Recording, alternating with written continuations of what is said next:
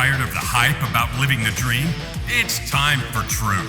This is the place for tools, power, and real talk so you can create the life you dream and deserve. Your ultimate life.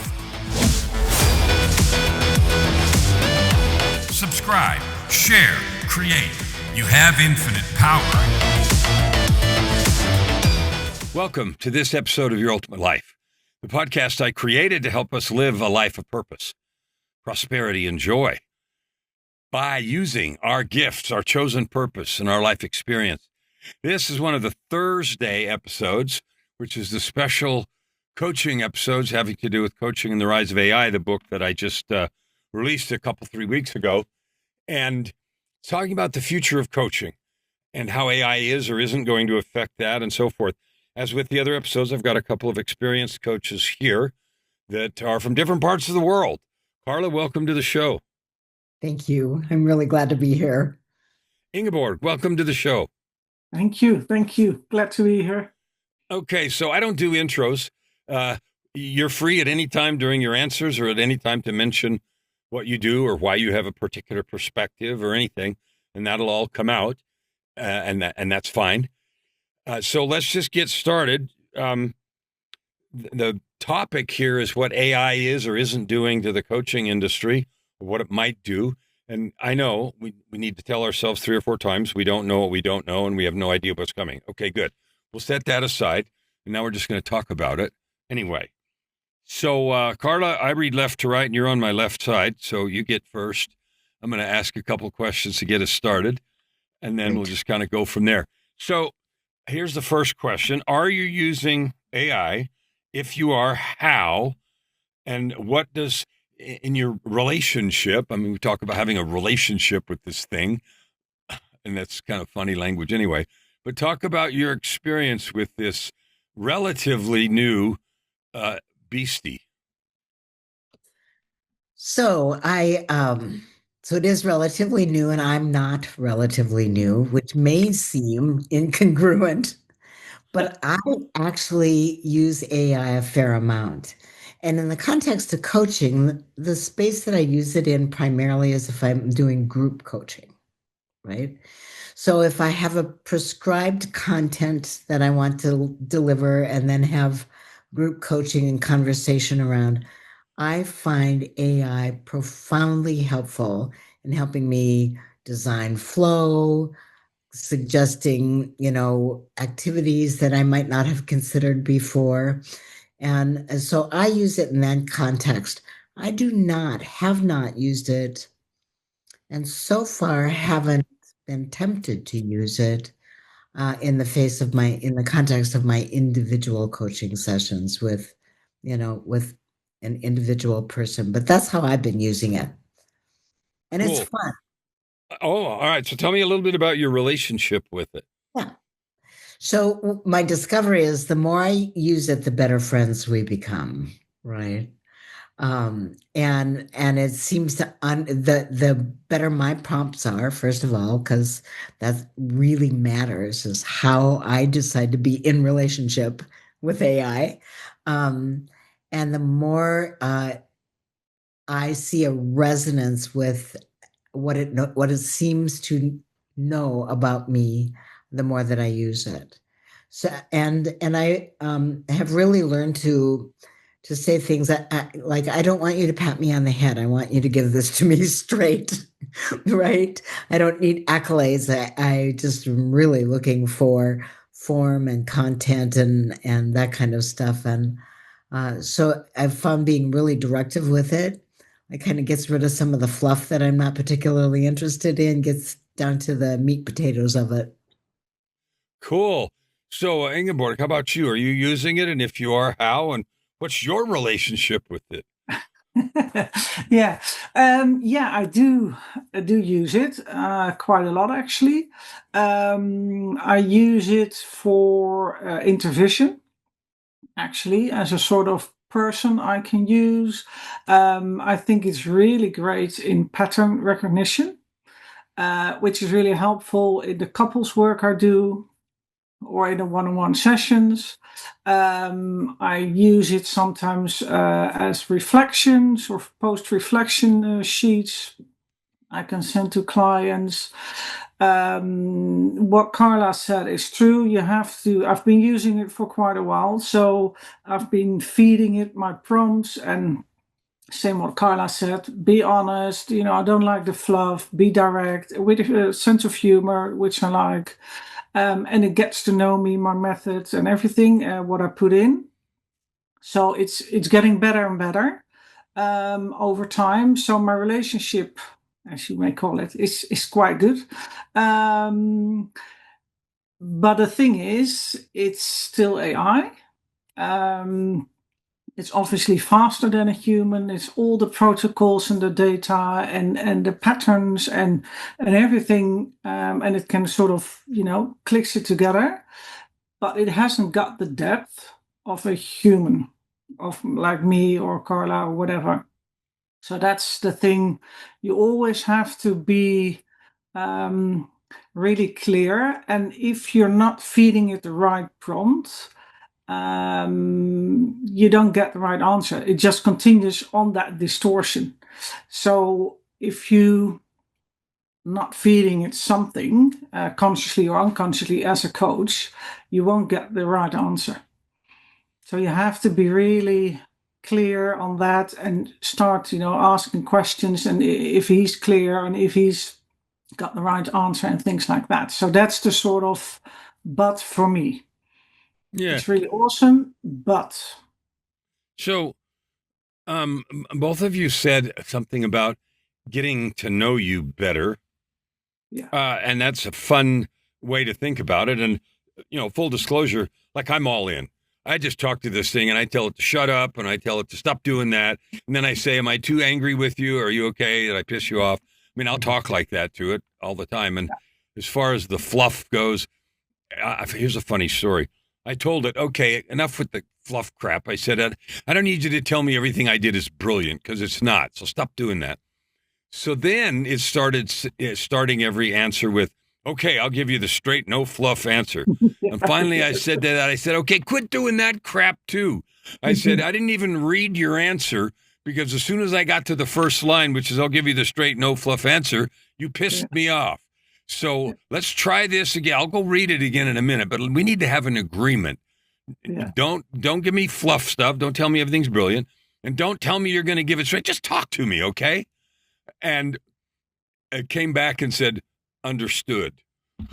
Not and agreed. Understood and agreed. Like no big long crap, just done. Yeah. And so. Oh, sorry. No, please. What? I think that points to the fundamental misunderstanding of AI right there, is that I relate to AI like it's another person, like there's an actual person on the other end. And I say things like, don't talk to me like that. And then it says, fine, I won't talk to you like that. And then it moves into its different prescriptive algorithmic response. And then I talk to it again and say, stop doing that too, right? Like it's another person. And it will shift its algorithm and it will shift it the way that it responds to me.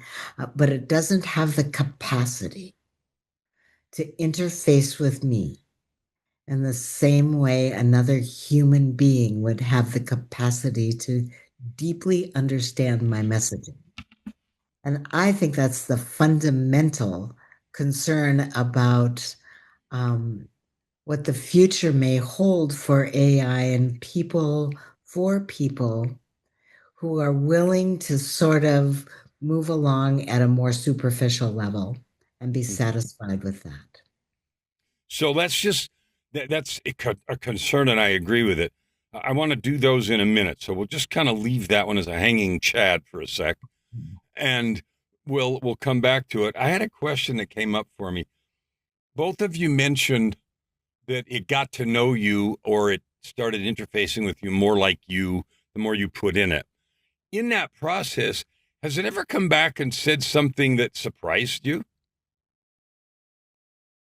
Like about you? Yes. Where you're doing some stuff and it comes back and says some stuff and you're like, dang, yeah, that kind of a feeling. Talk about that. Ingeborg, you said, don't care Yeah. who's first. Go. What happened?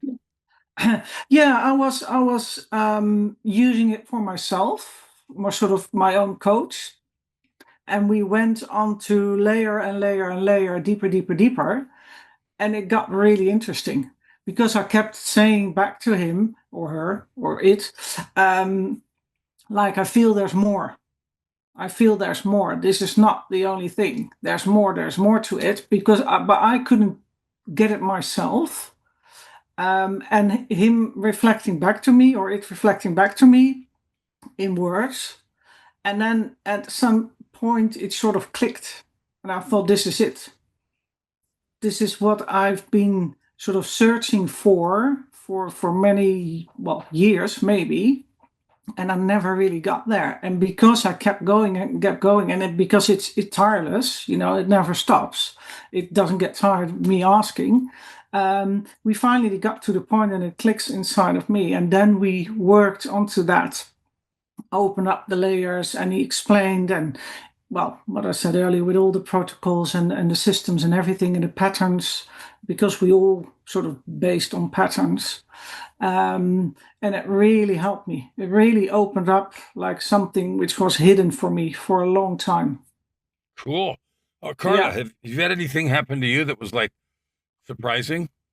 Well, I haven't used it as my own coach, but I love the fact that you have opened up that possibility for me. Honestly, it never occurred to me. But I'm going to do that. Because absolutely, it's a pattern recognizer, right? Yeah. A really good one. Yeah. And really fast. As it should be. But As I it should had be. an interesting it called me a name. And it said, well, you're a soul-centered disruptor. And I thought, am I now?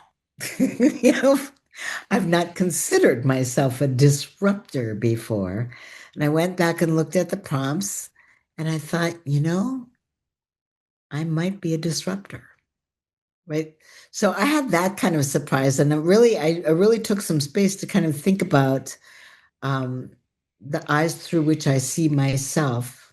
And is that an accurate reflection of my way of being that I just not aware of? So it was very cool.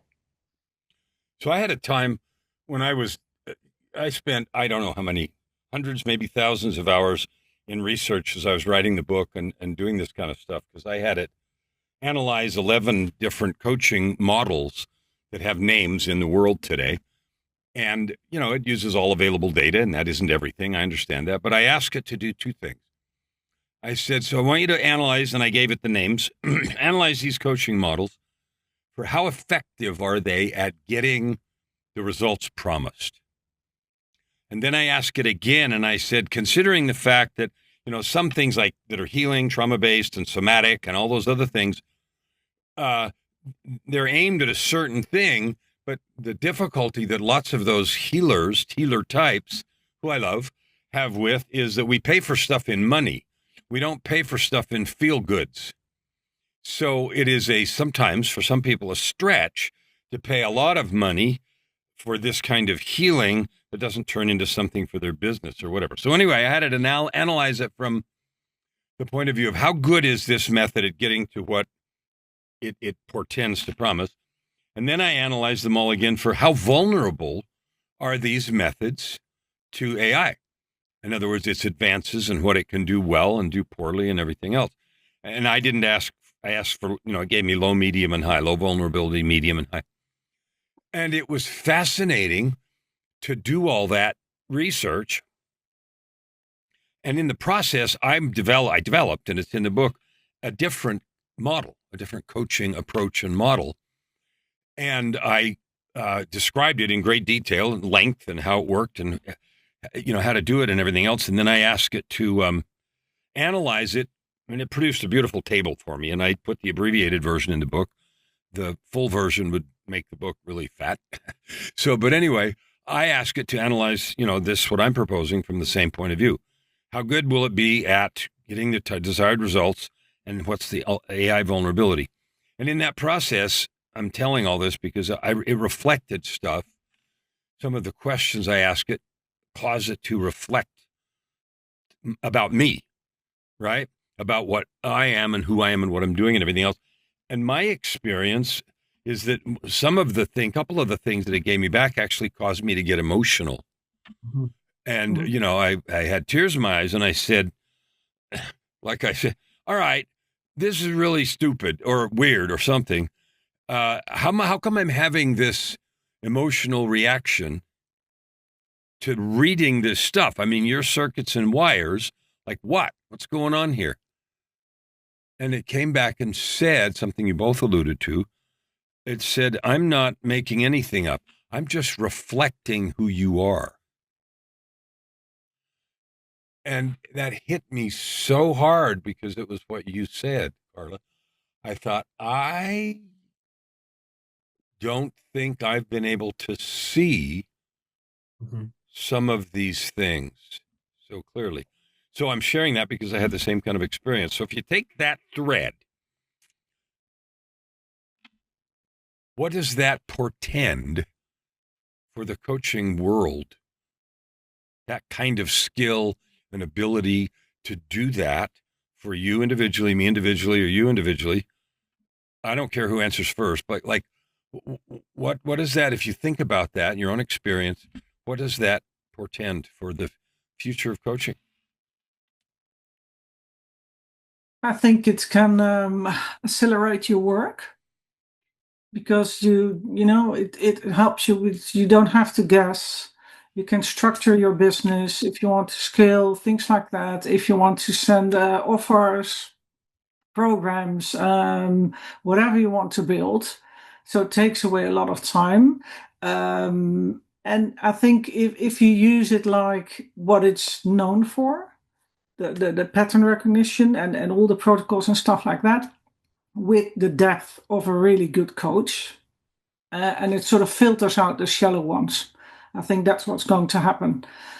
So if you combine it with a good coach and then AI, then it can accelerate your work, make you better, more on point. Check yourself if sending out something or within or after sessions, stuff like that. So I think it can be really good help, but it can never replace a human. That's the thing. It can recognize the patterns and things like that, but the things we have, if we're in front of someone, picking up on tone, voice, blinking of the eyes, your chest tightness, things like that, that AI can't do that. And not even next year or the year after. It's limited. So, yeah, use it to your advantage. That's what I'm trying to do. So there's an advantage, and you also said it's going to winnow out Yeah, definitely. the lightweights. Carla, what do you think it portends for the coaching industry or profession? I do think that there will be, I guess, a hierarchy of coaches, those who really do already work in that prescriptive algorithmic piece of coaching, right? In which case AI has access to far more information, far more modalities, a much more extensive system to recognize patterns, a much more extensive system to generate big, bold, beautiful questions. So I think the future will be well served by learning how to harness, kind of what you were just talking about. How do we harness the technology and walk hand in hand with it? So bring our personal presence, our personal expertise, our ability to energetically be present, to be attuned, with all of the value that AI has to offer, right? Including pattern recognition, including the generation of materials that are supported. I put a thing in that said, here are my top 20 big, bold, beautiful coaching questions. Give me 80 more. And I was dazzled by these questions, right? So now I have a compendium of questions that every once in a while I take out and look at because I'm human. So I have that capacity to be really intimately connected. And I also have the capacity to be really limited by the way I see things and the way I think about things and what I'm listening for and what I'm looking for.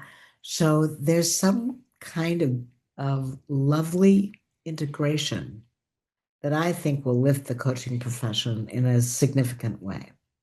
But you got to be willing to go there, right? And you have to be willing to be vulnerable. And we can't take people where we haven't gone, regardless of where AI has gone, right? So we also have work to do.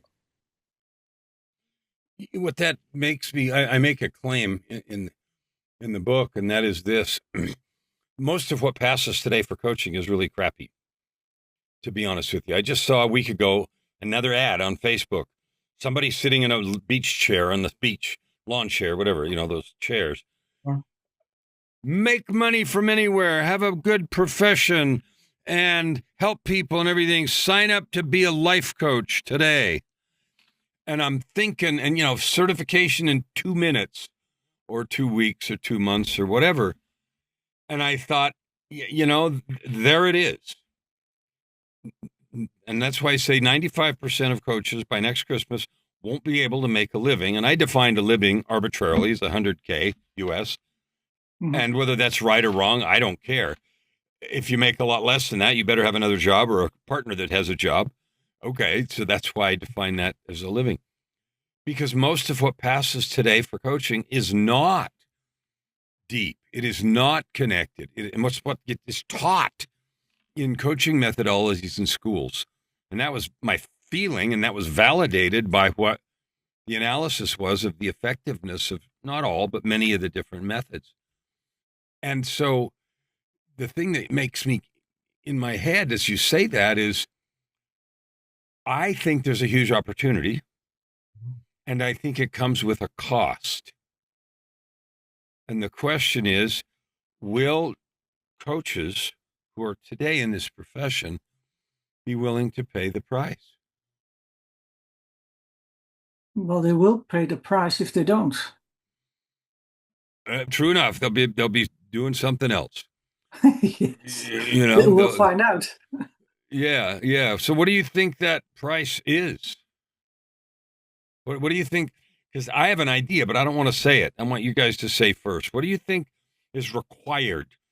I said 95%. So to be in the top 5% that has the depth, the connection, the truth, the things that AI cannot do, what is required to be there?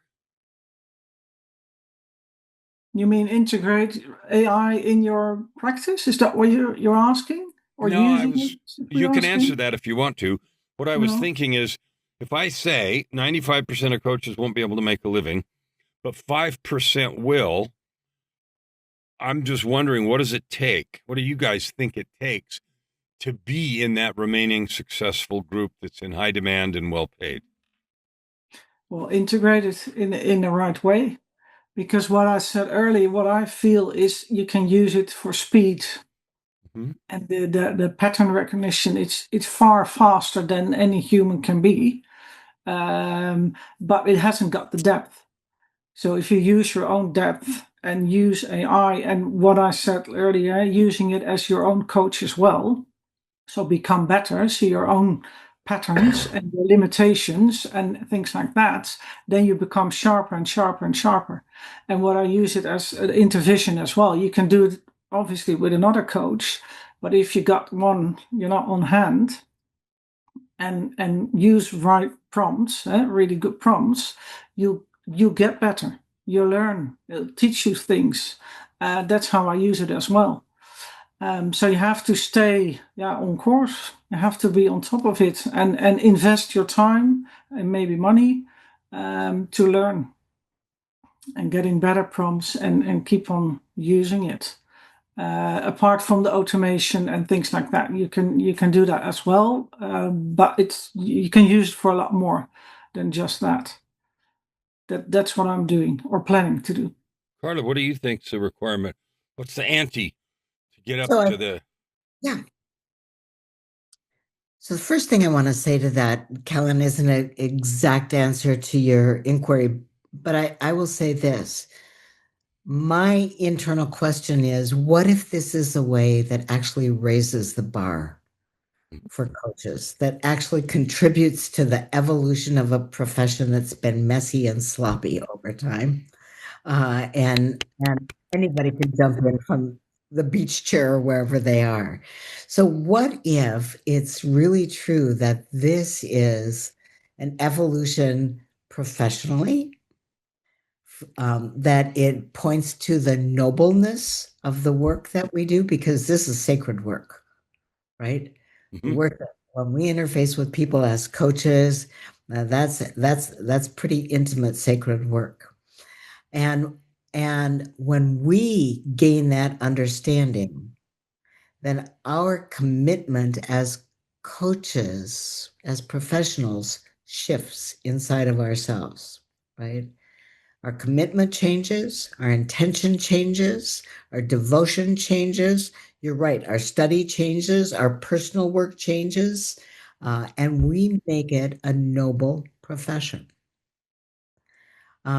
So I think that the folks who will be successful, clearly, the folks who have attunement, that ability to allow silence to be a part of the process, to really allow pause, to have potency, to be able to follow the emotional and energetic thread of a conversation in a way that pattern recognition will never allow us to do that, and be willing to heighten our skills, do our own work, because I said earlier, you can't take people where you haven't been or haven't been willing to go yourself, right? So being willing to do that, to lay ourselves down to vulnerability and ongoing, never-ending learning, right? I think those are the folks that will rise to the top of this and call everyone to rise with them, who are going to remain in coaching. I think the other folks will go away. I love it. I have three things that I think are the barriers, and you've both alluded to them and said them, and that's why I didn't want to say mine first. The three things I have is the head in the sand problem. And that is, I've talked to lots of people in both writing the book and preparing, and also all of these podcasts. I've probably talked already to 100 people, coaches, about this stuff. And one is head in the sand, which is, I've already got the human touch. Nobody can be me. I'm unique, and so it'll be okay. And my answer is, no, you're dead. If that's you already, you're dead. You're gone. You're going to be drowned in the tsunami before you even know it came. So the head in the sand problem. The second problem is, picture this. Picture a casino with all these blackjack tables. They're all $10 tables. And you go to sit down and they're all full of robots. And the only place there is for you or me to go sit down is in the high roller room. And the sign above the door says that the ante's $10,000. It feels to me like bar ante has been raised. If you're going to get in this game or stay in this game, the ante to do that is way different. And the third thing is, Carla, you said it already, so I'm just repeating what you said. If you're not in a process of continual growth and development, you're not going to be there. You have to be on the mountain without a top, intentionally, regularly, and focused, so that you can be the places that you want to take people. Because otherwise, like you said, you can't take people there. The thing that we truly have that AI can't do is that the truth of being human. In the middle of doing all that research, it kept showing me all that it was going to be able to do. And at one point, it's like, all right, already, for crying out loud. And then I asked it, I said, okay, good. What do you suck at? What are you never going to be? And I actually said that. What are you never going to be able to do? Where are you going to do a complete face plant? And as many ways as I could describe it. I mean, a prompt, right? And I talk to it like that, and maybe you do too. So anyway, it came back and gave me a pretty thoughtful answer. And then it gave one line at the end. And because I asked, what you can't do. And it said, I can't bleed. And to me, that was like everything, just hit me all in. And it just said, I can't bleed. And I think it used that because I talk about blood on the floor and I talk about crawling over broken glass. And those are the metaphors I use for extremely difficult work or facing shadow work, all those things. That just happened to be how I talk. So it came back and said, I can't bleed. And if we are going to be in that place, our connection to vulnerability, our willingness to do the work ourselves and be there, to me is the ante. I don't know. So what other thoughts do you have about that?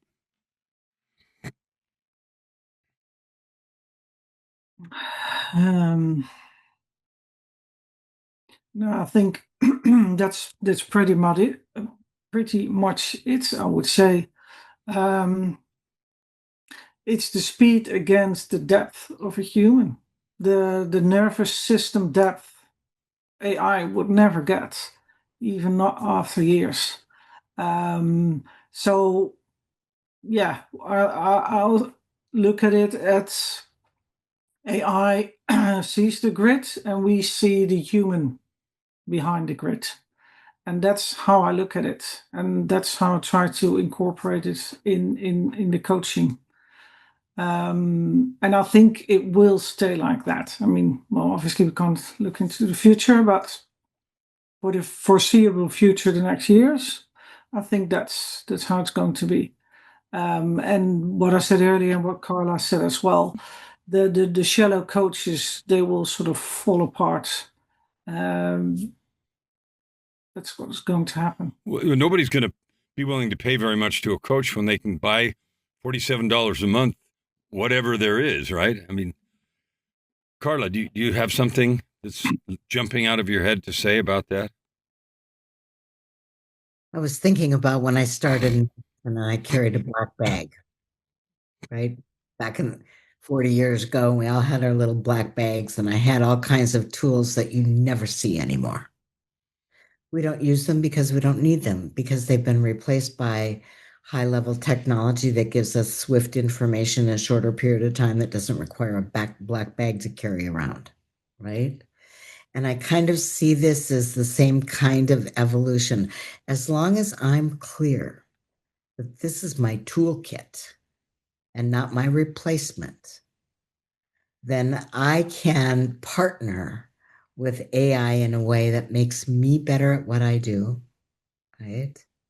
And it also frees me from a bunch of stuff, document creation or whatever, so that I can really do the work of being the best coach I can possibly be. There's a recent study that shows that AI can read X-rays better than human radiologists. I saw that, or something that talked about that. Yeah, which is true.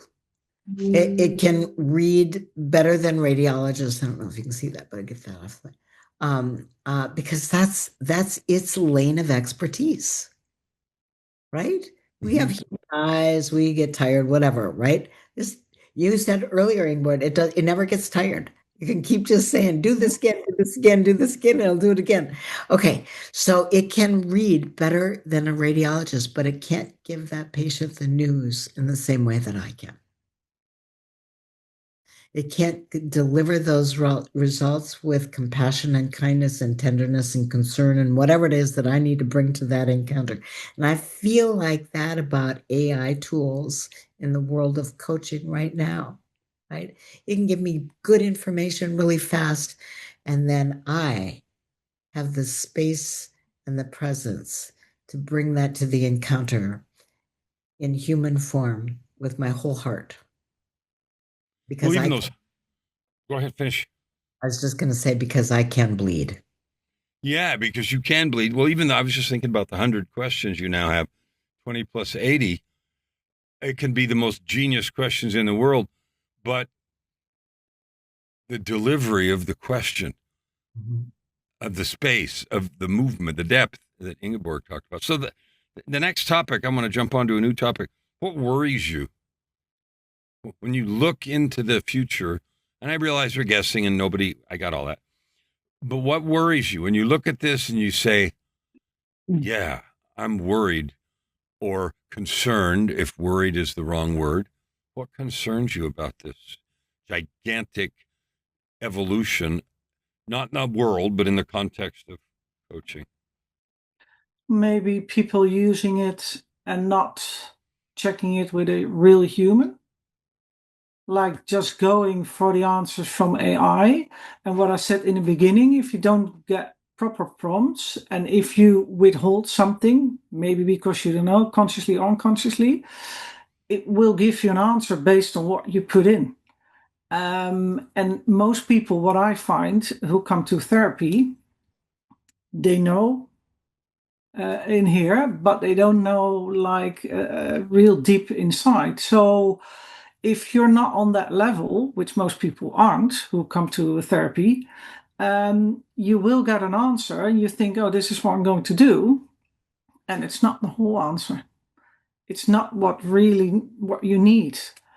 So I think with all the apps people build and stuff, it's really good because it's fast. You get an answer. You don't have to wait for someone.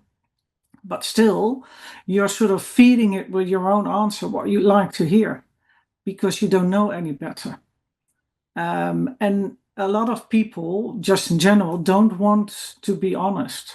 They say so, but we don't really like to be. We try to live by the stories we build in our own head. So you have to come from a place where you've done so much work on yourself and using it then. But most people haven't. So that sort of concerns me. Worry is a big word, but concerns me that people will just follow whatever AI says and they think, oh, this is it. Or all this talk about narcissistic people. I mean, you see it all the time. Everybody's a narcissist nowadays, which is not true. And that people will just, have some stuff from AI and they sort of diagnose friends, partners, colleagues, whatever. That's my concern. Carla, what are you thinking about that worries you? I think it's in a similar vein. What I seem to notice is that in general, and I don't like generalizations, but in general, people are really interested in a quick and thin fix, right? So I want something that'll pull me back from the ledge, where I can kind of bypass the depth of what this might be asking of me and just get by. I just want to get by. I want somebody or something to tell me what to do. I don't want to take personal responsibility for it. I don't want it to get too deep. I don't want to lose my edge. And my concern is that if the general population becomes satisfied with thin level coaching, that opportunity to actually elevate the profession might slip through our fingers. Oh, both very, very valid concerns. And it is going to depend on coaches willing to do the work and then people really willing to grow. And I guess I'm optimistic because I think at the end of the day, there's going to be enough people who really want to make the best of themselves and are willing to climb whatever the hell mountain it is that it's going to matter. So I have undying optimism about that. So either one of you, what didn't I ask you that you're dying to make sure I know or that the listeners know about this new technology? And it's, bigger than anything that's happened in our lifetimes. Like it's 5 times as big as the introduction of the internet. And the depth and reach, if you read people thinking thoughtfully about how it's going to reach in all areas, and we're only talking coaching, it's an enormous change. And I'm just asking, what else? Did I leave anything out that's like, we should talk about this? No, I think we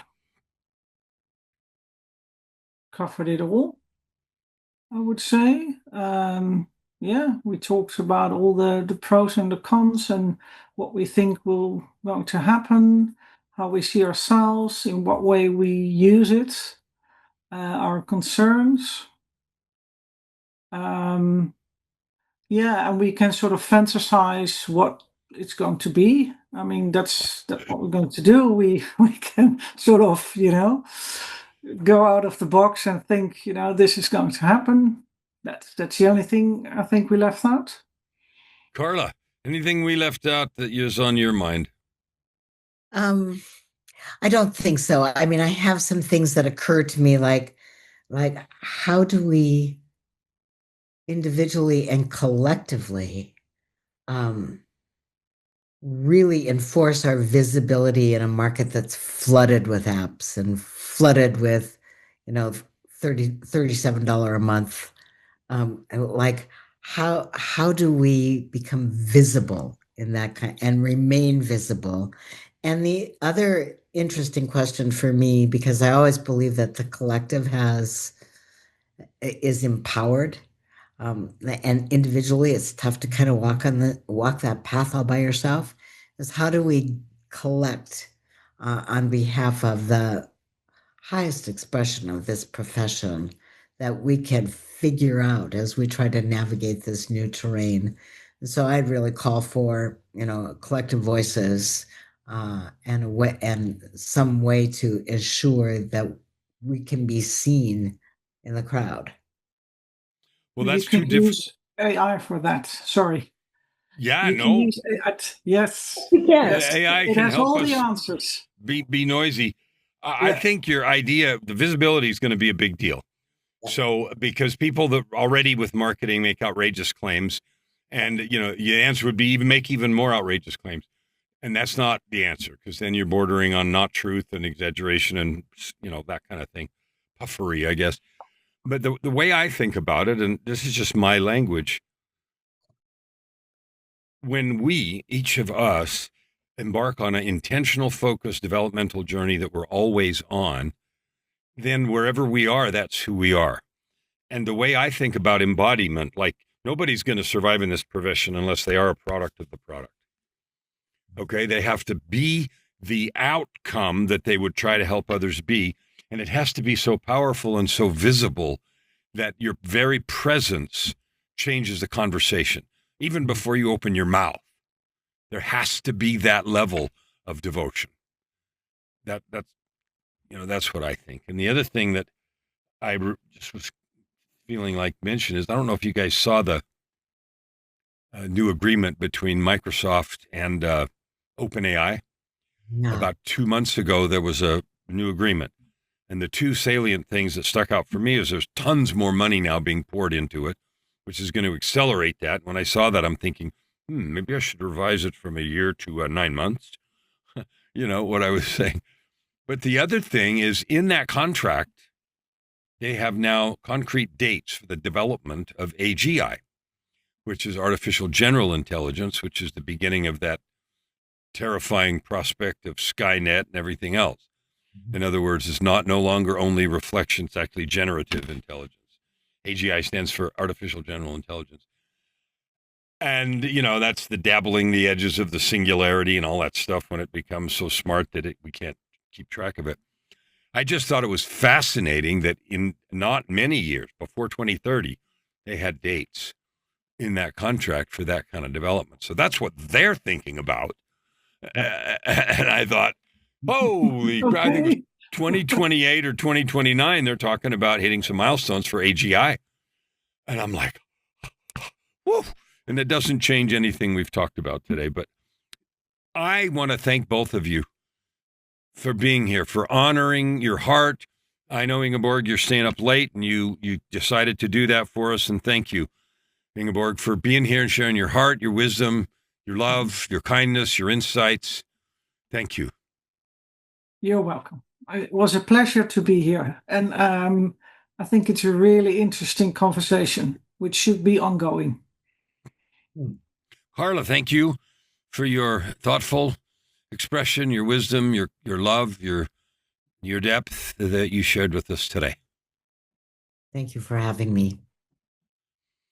Listeners, look, this is an ongoing thing, and I say this at the end of every episode, and I mean it every time, and that is, go listen again, because if you're like me and like the rest of us, we hear things, and when we hear them again, maybe in a different mood, in a different mindset, or after something's happened, we hear it differently. And if you're a coach or thinking about being a coach, or you're already a coach, man, don't be one of the things, head in the sand and joking about the ante. Like, this is real. This is a noble, powerful calling and profession.